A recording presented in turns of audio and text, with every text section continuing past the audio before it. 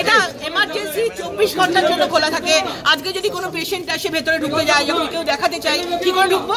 Police বলছে আমরা কিছু জানি না, অথচ পুলিশ বাইরে ভেতরে বসে আছে আর সাধারণ মানুষ বাইরে। পুলিশ ভেতরে, সাধারণ মানুষ বাইরে। বুঝতে পারছেন কি অবস্থা?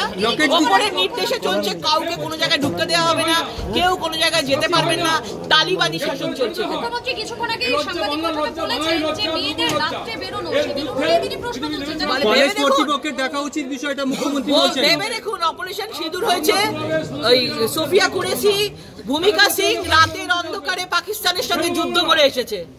দেশ কি বলছে? আর পশ্চিমবাংলা কি বলছে? নাকি ফরেস্ট আছে, জন্তু জানোয়াররা নাকি খেয়ে নেবে মেয়েদের, সেই জন্য নাকি বাইরে থেকে বাইরে বেরোতে না করছেন। মানে ভেবে দেখুন, একজন মহিলা মুখ্যমন্ত্রী, তিনি মানে কি ধরনের কথা বলছেন। সুরক্ষার দায় ওনারই ছিল। আজকে হসপিটাল, প্রাইভেট হসপিটালের কথা বলছেন। এই রাজ্যের অভিভাবক একজন মহিলা মুখ্যমন্ত্রী, আর মহিলাকে বাঁচানোর জন্য উনি বলছেন মহিলাদের উপরই দোষ দিচ্ছেন। আজকে উনি না বলেন আমার কলকাতা, আমার বেঙ্গল সবার থেকে সুরক্ষিত, সেই বেঙ্গলে উনি রাত্রিবেলা কেন মহিলারা বেরোবে না? তার মানে মুখ্যমন্ত্রী এতদিনে নিজে স্বীকার করেছেন যে মহিলাদের জন্য এই বেঙ্গল বেরোবার জন্য উপযুক্ত নয়।